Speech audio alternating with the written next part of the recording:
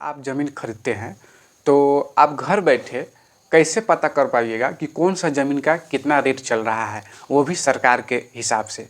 अपने हिसाब से तो किसी ज़मीन का अधिक होता है, किसी ज़मीन का कम होता है, क्योंकि हम लोग जो है ज़मीन की उपजाऊ, ज़मीन की कमर्शियल वैल्यू, कमर्शियल दृष्टिकोण से पता करते हैं कि यह ज़मीन पर अच्छी उपज होती है तो इसका रेट अधिक होना चाहिए, इस ज़मीन पर उपज कम होती है तो इस पर इसका रेट कम होना चाहिए। लेकिन सरकार की जो सरकारी रेट है वो अलग है, ये सब नहीं देखती है। वो जो है उनका तरीका भी अलग है, तो उस सब ज़मीन का अलग अलग एक सरकारी रेट होता है। उस सरकारी रेट से कम पर वो जो है ज़मीन की बिक्री नहीं हो सकती है। तो घर बैठे हम कैसे पता कर पाएंगे कि गोर ज़मीन का, खलार ज़मीन का, चौवर ज़मीन का, बालुई ज़मीन का, सड़क के रोड साइड का ज़मीन का, गांव में जो सड़क निकली है छोटी सड़क उसके बगल का ज़मीन का रेट क्या है, तो उस ज़मीन का रेट क्या है, उस ज़मीन के रेट से पता होने से मुझे यह पता चलता है कि जो ज़मीन मैं खरीद रहा हूँ उसका एक्चुअल में इतना रेट होना चाहिए और मैं इतना दे पा रहा हूँ। तो ऐसा तो नहीं है कुछ मैं ज़्यादा रेट दे पा रहा हूँ या मैं कम में खरीद रहा हूँ, तो इससे यही फ़ायदा होता है। तो आप घर बैठे किसी भी ज़मीन का रेट कैसे पता करेंगे, एमवीआर कैसे पता करेंगे,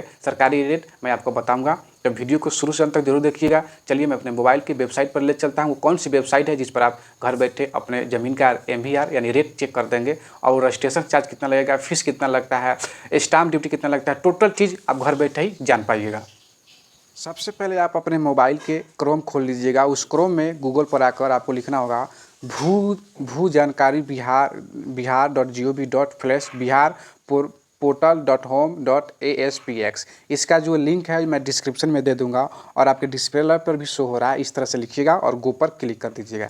जैसे गो पर क्लिक कीजिएगा तो आपके सामने एक नया पेज खुल जाएगा, जिस पेज में एमवीआर देखने का लिंक मिल जाएगा। वो चल रहा है तो कुछ प्रतीक्षा कर लीजिएगा। इस तरह से देख सकते हैं आ गया है। यहाँ पर जो है सो आपका एमवीआर दिखाई दे रहा है, मैं यहाँ पर दिखा सकता हूँ। देखिए इस पर आपको क्लिक करना होगा एमवीआर देखने के लिए। इस पर क्लिक करने के बाद कुछ इस तरह से पेज खुल जाएगा। यहाँ चंपारण का ही ले लेता हूँ।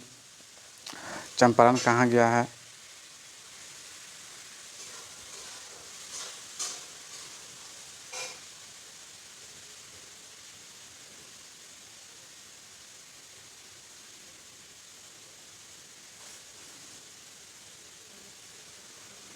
मोतिहारी का ले लेता हूँ। उसके बाद मैं अपना सर्कल मोतिहारी चुन लेता हूँ। उसके बाद थाना नंबर मैं चुन लेता हूँ आपको। तो जैसे मैं चुन लूँ, देखिए सर्च कर रहा है। सर्च करने के बाद जो है सो आपके सामने देखिए आ गया।